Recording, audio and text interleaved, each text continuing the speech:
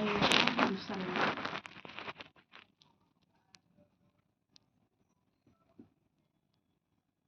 साधक जो होता है तो जब वो मन को देखता है, चाहे भक्त होता है, साधक होता है, संत होता है, तो जब वो मन को देखता है तो मन से कहता है कि हे मन, तुम अनादि काल से भटकता भटकता, दुख देता देता जन्म और मरण के चक्कर में डालते हुए आ रहा है। कभी संतों का संग नहीं किया, सज्जनों का संग नहीं किया। अब तो इस सुनहरा अवसर मिल गया, मनुष्य का जीवन मिला, सज्जनों का संग मिला और समझ में भी आ गया। तो हे मन, तू अब शांत हो जा, अच्छे मार्ग पर लग जा, क्योंकि ये मन ही है जो हमें भटकाता है, दुख देता है, अशांत करता है।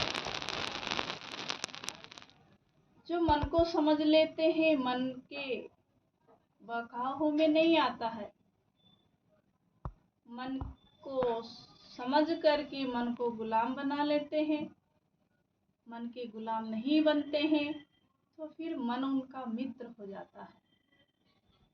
क्योंकि मन ही हमारा मित्र है और मन ही हमारा दुश्मन है। जब हम साधना करते हैं, भक्ति करते हैं, ध्यान करते हैं, तो इस मन का पता चल जाता है। तो फिर हम मन के गुलाम नहीं बनते और मन को गुलाम बना लेते हैं। मन के गुलाम बनना ये है कि जैसे हमारी जो इच्छाएं उठती है, इच्छाएं अच्छी और बुरी होती है, इससे पाप और पुण्य होता है, उसी प्रकार ये इच्छाएं होती हैं। अच्छी इच्छाएं क्या होती हैं कि जैसे मन में हुआ कि चलो संत आए हैं, प्रणाम बंदगी करते हैं, पास में बैठते हैं, उनसे कुछ बातें पूछते हैं और थोड़ी देर उनके पास बैठने से क्या होता है, उनकी पास बैठने से कहते हैं ना कि जैसे जल के पास बैठो तो शीतलता मिलती है, अग्नि के पास बैठो तो उष्णता मिलती है, गर्मी मिलती है। इसी प्रकार संतों के पास बैठने से हमें शांति मिलती है। संतों के पास कुछ नहीं होता, देखने में सादा कपड़ा पहनते हैं, कुछ श्रृंगार नहीं करते हैं, ऐसे ही रह लेते हैं सादा सिंपल। पर जो दुनिया के पास नहीं मिलता है वो संत के पास मिलता है। वो क्या है? वो सबसे बड़ी संपत्ति है शांति। हर आदमी शांति के लिए ही भटकता है, शांति के लिए ही रात दिन कमाता है, जो कुछ करता है शांति के लिए ही करता है। मकान बनाते तो शांति के लिए बनाते, सुख के लिए बनाते हैं।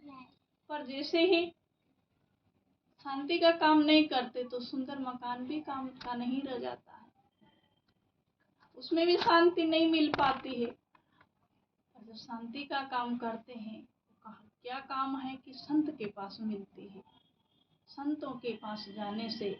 इसलिए 1000 कार्य छोड़ के स्नान करना चाहिए, लाख कार्य छोड़ करके भोजन करना चाहिए, और करोड़ों करोड़ों काम छोड़ करके संतों का संग और भजन करना चाहिए। तो संगत करे तो संतारी करजे, संगत करे तो कोयली करजे, बगुला की मत करजे। संग और कुसंग दो ही है हमारे जीवन में। यदि हम अच्छा संग नहीं करेंगे तो बुरा संग करना पड़ेगा, अच्छे चिंतन नहीं करेंगे तो बुरा चिंतन करना पड़ेगा। मन तो ऐसा है जो कुछ न कुछ सोचता रहता है। मन को खाली रखेंगे, कुछ अच्छे चिंतन नहीं करेंगे तो ये नकारात्मक सोच सोच करके, फालतू की बातें सोच सोच करके हमें ना तो नींद लेने देगा, ना शांति से बैठने देगा। तो क्या करना है? शाम सवेरे अच्छी बातें सुने। संत रोज नहीं आते, भाग्य से कभी आ जाते, 6 महीना में, आपके यहाँ 2 महीना में, 4 महीना में। तो जो उनकी बातें हैं उनको चिंतन करें, अपने घर में जब रिकॉर्डिंग कर लेते उसको सुने।